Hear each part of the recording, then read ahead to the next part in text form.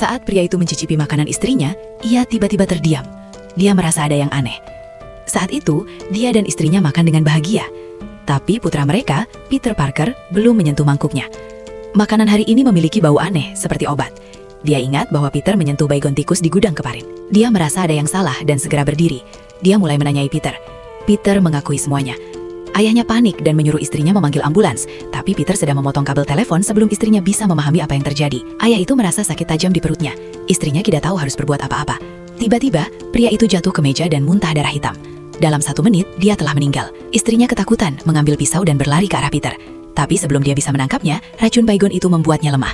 Peter menendang ibunya turun tangga, pisau menusuk jantungnya, dan dia juga meninggal. Peter melakukan semua ini hanya untuk mendapatkan kunci gudang.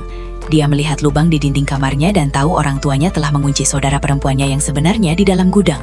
Dia belum pernah melihatnya. Peter melepas jam besar dari dinding gudang dan menemukan pintu tersembunyi kecil di belakangnya. Saudarinya dikurung di dalam dinding itu. Dia dengan cepat membuka kunci pintu dan membukanya. Tapi begitu dia melakukannya, tawa mengerikan terdengar dari dalam. Peter ketakutan dan berlari kembali ke kamarnya mengunci pintu dengan erat.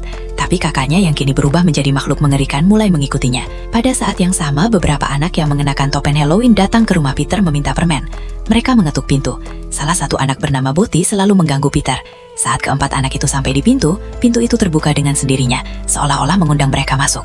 Anak-anak itu masuk tanpa berpikir dan mulai merusak barang-barang di dalam rumah. Tak lama kemudian mereka merasa ada orang lain di sana. Saat mereka maju, hal-hal menakutkan mulai terjadi. Saudarinya membunuh anak pertama, kemudian satu persatu anak-anak lainnya juga dibunuh. Peter kini menyadari bahwa dia telah membuat kesalahan besar. Saudaranya bukan gadis yang lemah, dia adalah makhluk yang kejam dan mematikan.